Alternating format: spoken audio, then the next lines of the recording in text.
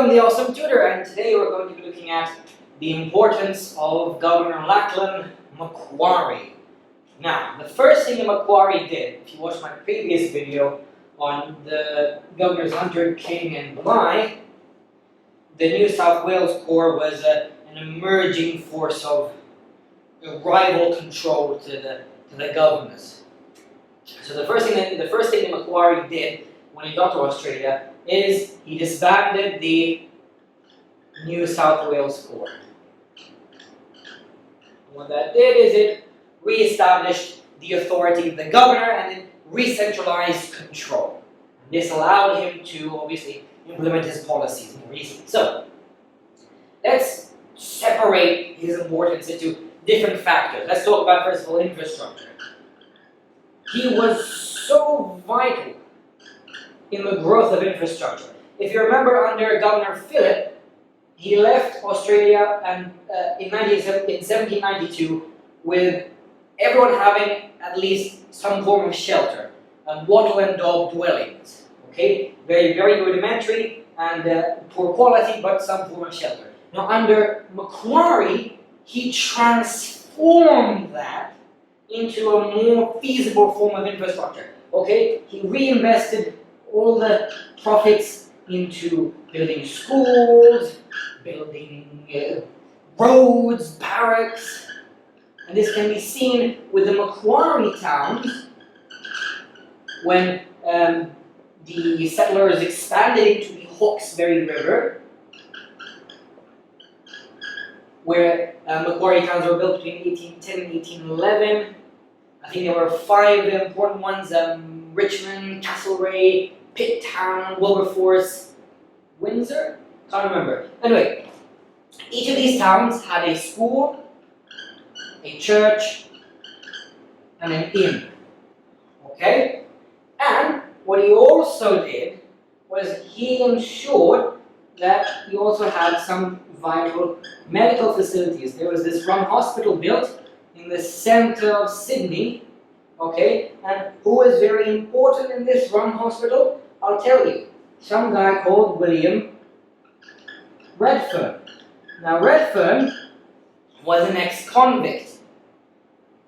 And this shows that Macquarie's policies were more lenient towards the ex-convicts and the emancipists. Now, the emancipists is a term used for convicts in Australia who had served their term and now were basically free. And this was ensured with Macquarie's tickets of leave and early pardons, which made sure that these emancipists quickly became more productive members within the colony, which allowed the economy to boost. Okay, so let's go to economy now. The economy boosted now, because under Phillip, the economy was subsistent. But under Macquarie, it transformed and experienced a paradigm shift, growing from purely subsistent functions into growing surpluses and actually exporting goods such as wool, whalebone, seal oil, all of these vital exports with the growth of industries such as the wool industry, the whaling industry, and the sealing. And most of these industries were dominated by the emancipists. And so there is a symbiotic relationship between Macquarie's lenient policies towards the emancipists and the growth of the economy. Okay? Now, if you want some statistics or dates, in 1821, the first bale of wool was sold in London, so it was exported, and it was very important in setting a precedent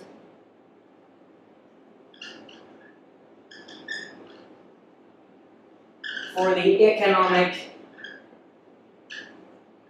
role that Australia would play in the international market. Okay, so clearly you can see a huge transformation, and this was augmented with when Macquarie commissioned a road across the Blue Mountains in 1814, and what this did is it opened up all this grazing area beyond the Blue Mountains, which allowed for the growth of the wool trade. Because after Macquarie, you had companies such as the Australian Agricultural Company, established in 1824, which was granted 1 million acres of land, and that helped boost, obviously, the economy. So Macquarie did not just have an impact during his tenure, he had an impact after his tenure as well, during the rules of Governor Brisbane and Arthur. Okay? So, Macquarie, basically, you can use metaphors like he planted the tree of economic success, he sowed the seeds, etc. Use this analytical language, okay? Now, in terms of social policies, women, their first experience was usually rape. 72% of women were concubines, meaning that they were basically mistresses, and you could call them prostitutes, okay? What Macquarie did is he enacted a lot of social policies to deal with this issue, okay? So he issued a proclamation saying that you cannot, cohabitation is not allowed, so a man and a woman cannot live together without benefit of clergy, meaning that we have to have a marriage ceremony, some sort of official documentation or official event to certify that cohabitation. And that obviously reduced the exploitation, the sexual exploitation of women, and he also made it possible for women to inherit the property and businesses of their husbands. In 1811, Mary Haydock became the first woman in Australia to own a shipping and trading business. So clearly, women experienced a transformation under Macquarie. Also, as I told you about the emancipists, let's get back to them. William Redfern was not the only one that Macquarie was lenient to. He also had someone called Francis Greenway, who was the main architect for all this infrastructure which Macquarie built during his tenure. And he also had George Crossley, who was also an ex-convict. Now, because of Macquarie, he was allowed to practice law, but he was not able to plead in court, but still, he still had a functioning role within the society. So, what Macquarie did is he took these convicts and he transformed their role from simply menial work such as farming under supervision into the growth of private enterprise, into a booming economic component within Australia. Now, all of this transformation did have some side effects, you could say, because London did not like what Macquarie was doing. They said he was too lenient. And with the issuing of the Big Report